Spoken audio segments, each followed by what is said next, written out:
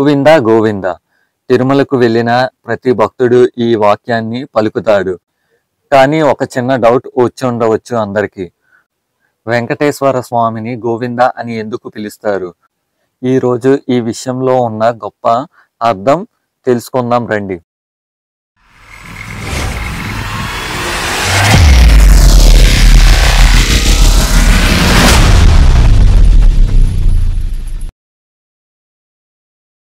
మీరు చూస్తుంది వినయ్ కుమార్ తెలుగు ఛానల్ని. నేను మీ వినయ్ కుమార్. ఈరోజు మన టాపిక్ వచ్చేసి ఆ శ్రీనివాసుడిని గోవింద గోవింద అని ఎందుకు పిలుస్తారు. వీడియో స్టార్ట్ చేసే ముందు మన ఛానల్కి ఎవరైనా కొత్తగా వచ్చుంటే లైక్ అండ్ షేర్, సబ్స్క్రైబ్ మాత్రం మర్చిపోవద్దు. స్టోరీలోకి వస్తే, ఒకరోజు సాక్షాత్తు ఆ వెంకటేశ్వర స్వామి అగస్త్యముని ఆశ్రమానికి వెళ్తారు. అగస్త్యముని దగ్గర చాలా ఎక్కువ గోవులు ఉండడంతో ఆ వెంకటేశ్వర స్వామి మీరు నాకు ఒక గోవుని దానం చేయొచ్చు కదా అని అడుగుతారు. అప్పుడు బదులుగా ఆ అగస్త్యముని, స్వామి మీరు నాకు గోవుని అడుగుతున్నారు దానం చేయమని.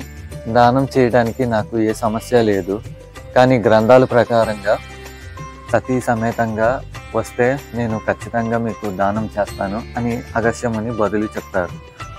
దానికి ఆ శ్రీనివాసుడు, సరే నేను రేపు వస్తాను అని అయితే దానికి బదులు చెప్తారు. తరువాత రోజు ఆ వెంకటేశ్వర స్వామి పద్మావతి సతీ సమేతంగా అయితే అగస్త్యముని ఆశ్రమానికి వెళ్తారు.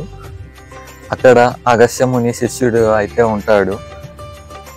ఆ వెంకటేశ్వర స్వామి ఇలా అడుగుతారు, మీ గురువు గారు మాకు గోవుని దానం చేస్తాను అని అన్నారు అని అడుగుతారు.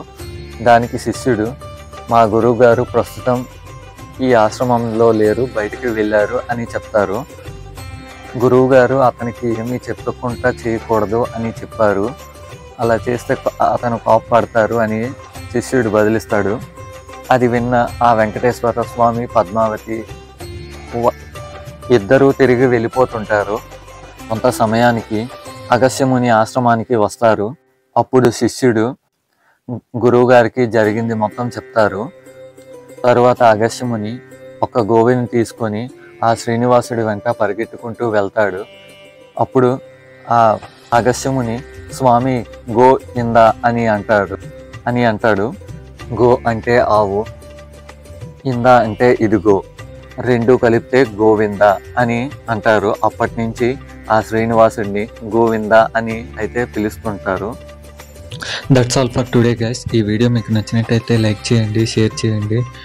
మీకు కూడా వెంకటేశ్వర స్వామి అంటే ఇష్టం ఉంటే కామెంట్లో గోవింద గోవింద అని కామెంట్ చేయడం మాత్రం మర్చిపోవద్దు.